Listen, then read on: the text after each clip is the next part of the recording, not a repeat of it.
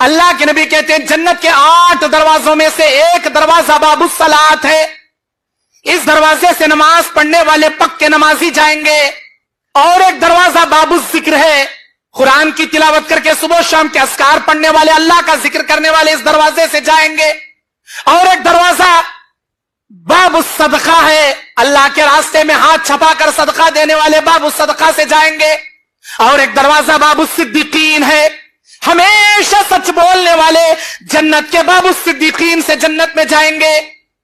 اور ایک دروازہ باب الشہید ہے, اللہ کے راستے میں گردن کٹا کر شہادت کا درجہ پانے والے شہید لوگ اس دروازے سے جائیں گے. اور ایک دروازہ باب الریان ہے, روزدار اس دروازے سے جنت میں جائیں گے. اور ایک دروازہ باب الکاظمین الغیظ والعافین عن الناس, کتنا لمبا نام جنت کے دروازے کا, کیا وہ نام؟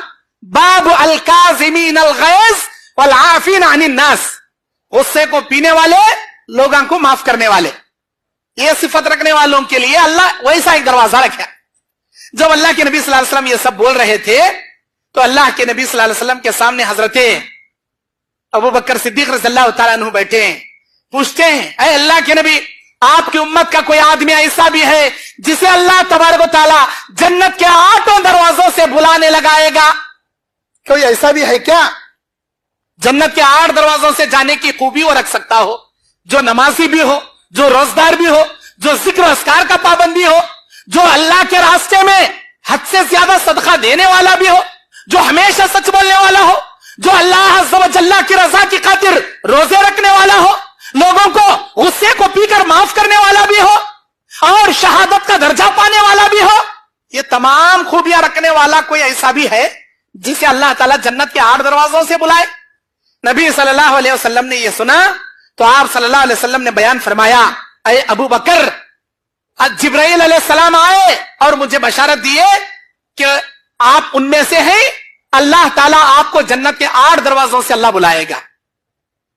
ابو بکر صدیق رضی اللہ تعالیٰ عنہ کی یہ فضیلت, جنت کے 8 دروازوں سے اللہ تعالیٰ ان کو بلائے گا. اب آئیے میرے بھائیوں, آج یہی درس میں لے کر آپ کے سامنے بیٹھا ہوں.